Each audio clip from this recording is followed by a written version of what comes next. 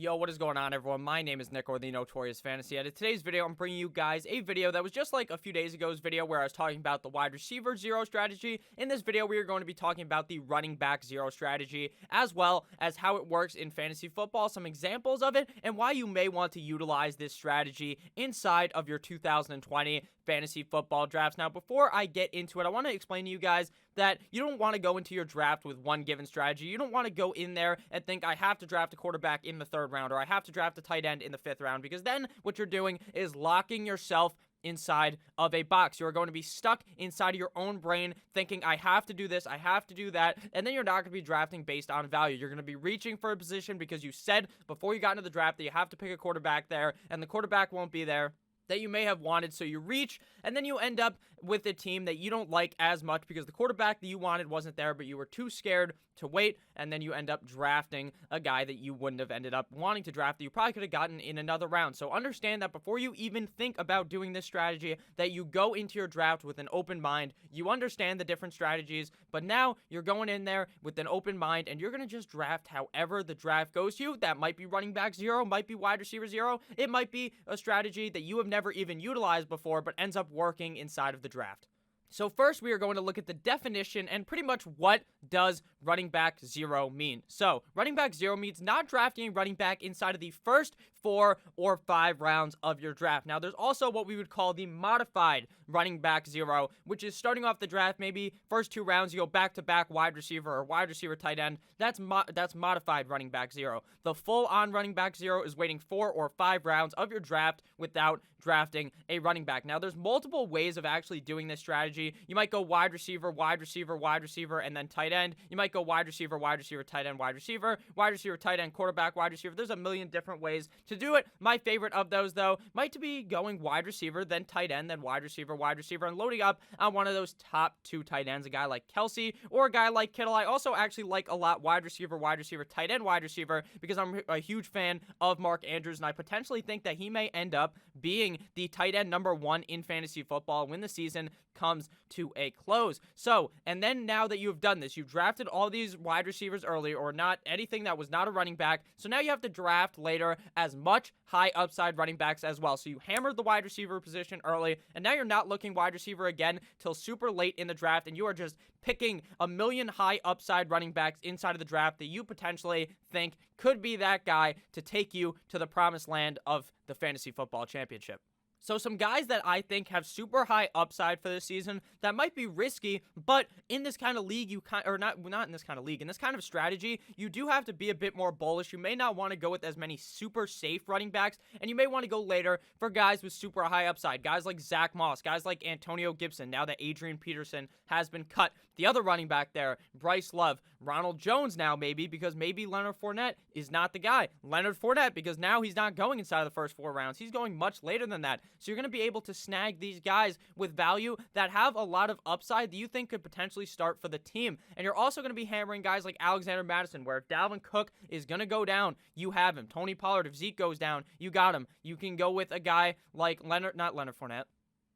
Latavius Murray, if you were to see Alvin Kamara go down. So you need to make sure you're really hammering the running back position a lot in this draft later, where normally you are one of those guys that wants to be looking for the running backs earlier, probably. I assume most people like to draft running backs early. Now you're waiting much later and going for more of the riskier kind of guys. But I would not hate going in like the 5th, 6th, 7th round when maybe you're drafting your first running backs, going with some of those safer guys that we are going to be talking about later in the video as well. So next thing to talk about here is the best league format to use this strategy. And now I would not advise using this strategy in standard. In my opinion, it is pretty much useless. In standard, you are really depending on running backs to do their thing, and you're not even drafting running backs here. And the running backs are really good. Some running backs that are really good later are completely useless in standard leagues. Guys like James White, guys like Kareem Hunt, who you expect to catch the ball a decent amount of times in the game, get completely finitoed and are completely useless in that kind of league. So I'd say that you want to use this strategy in a PPR league. You want to use this strategy in a league that potentially starts 3 wide receivers, or a league that is double flex. Now, you can definitely do it in a 2 wide receiver league, but in that scenario, I would probably only do it for the first 4 rounds of the draft and not go for the first 4 to 5 rounds of the draft and potentially go all 5. So next thing to talk about is the best draft spot to use this strategy in. In my opinion, it's the end of the round. I feel like the only time you can really utilize this anywhere else is if you are the middle of the first round and you snag one of those top end wide receivers, a guy like Michael Thomas, a guy like Davante Adams, because you don't want to use that at the beginning, because at the beginning it's pretty clear you need to get a running back in like the first 4 picks. If you're not going running back there, you're reaching for a guy like Michael Thomas, you're reaching for a guy like Davante Adams. In my opinion, your team will severely suffer by doing that, and then your turnaround wide receiver in the second round won't be as good, because when you're deeper at the end of the first round, you're going to be able to snag 2 guys that are top tier at the wide receiver position. So end of round to me in an 8-team league is like pick 6, 7, or 8. In a 10-team league, it's like 7, 8, 9, or 10. I'd say really more 8, 9, and 10. In a 12-team league, 9, 10, 11, or 12. And in a 14-team league, 11, 12, 13, or pick 14.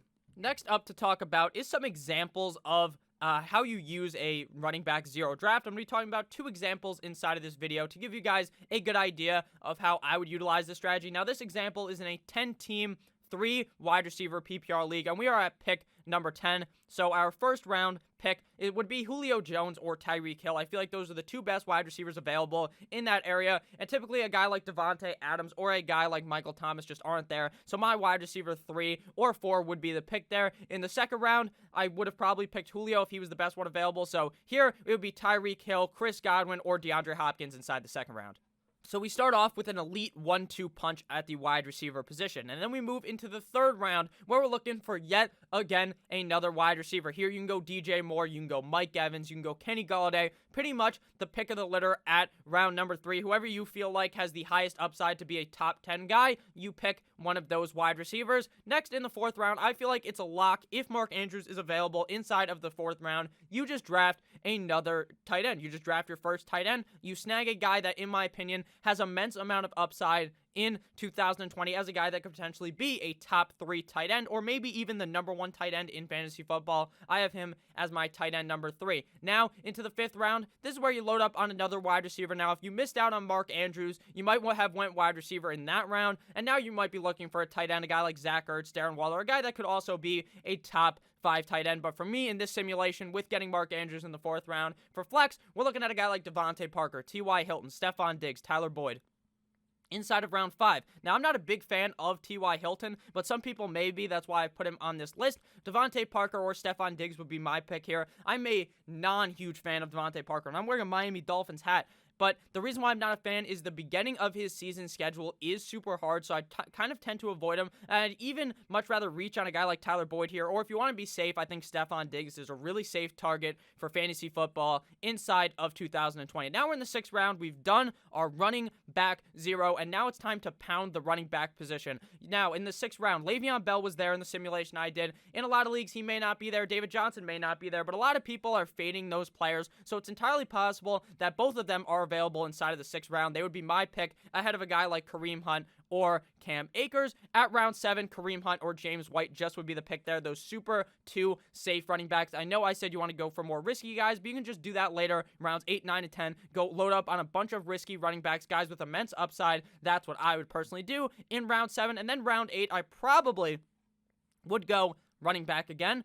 But if you want to get a quarterback, you might be able to get Matt Ryan and match him with Julio Jones. And now you have the Wombo combo at the wide receiver quarterback position, the stack there for a team that is going to be throwing the ball the most amount of times in the NFL. To me, that's a genius strategy, snagging Matt Ryan in the 8th round. And if he's not there, you can go Josh Allen. But typically, I would go running back unless Matt Ryan was there for me to complete the stack. Now we are going to look at another example, but this time in a 12-team league without 2 wide receivers. This is just, or without 3 wide receivers, I should say. This is just a normal 2 wide receiver league, and it is a PPR draft. So in round 1, we'd be looking Davante Adams at pick 9 or Julio Jones. Davante Adams does sometimes fall to pick 9. Sometimes he doesn't. And if he doesn't, I'll take my nice consolation prize of Julio Jones in round 1. In round 2, typically Tyreek Hill is not there on the turn. So you're looking at a guy like DeAndre Hopkins or Chris Godwin inside of the 2nd round of the draft. Now in the third round, I'm going to look for Mark Andrews. Now, this is a 12-team league, so it's very unlikely that he falls into the fourth round. So that's who I would snag there inside of the third round. Looking for round 4, I'd probably go for a guy like Robert Woods, a guy like Cooper Kupp, a guy like Calvin Ridley for my wide receiver number 3, who I think all have potential to be wide receiver 1s in fantasy football. In round 4, to me, that's amazing value. Now we get into the running back picks here. We're doing it a bit more simple here. We're just doing 4 rounds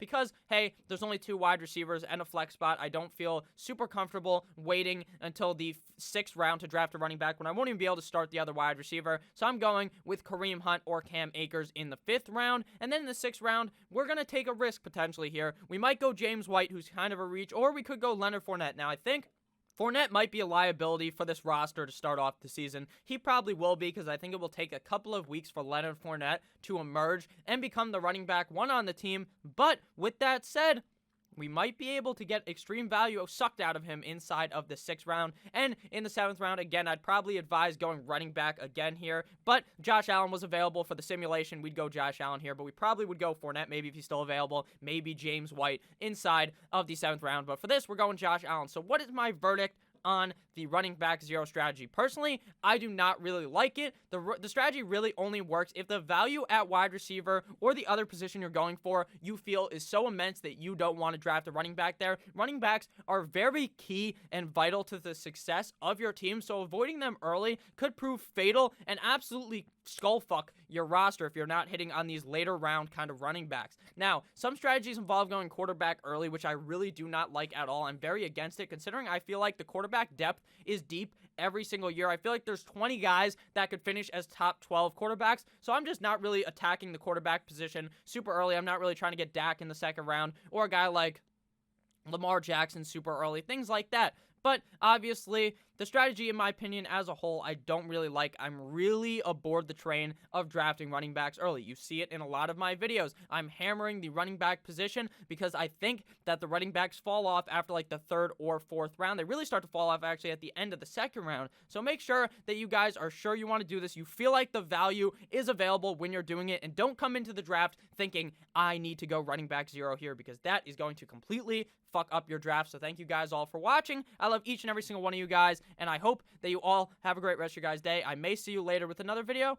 I may not, but I'll definitely see you guys tomorrow morning. I love all of you guys. I'll see you later, and check out the Adrian Peterson video from earlier. Check out Manscaped as well. Code Notorious to check out for 20% off as well as free shipping. I love you all. Goodbye!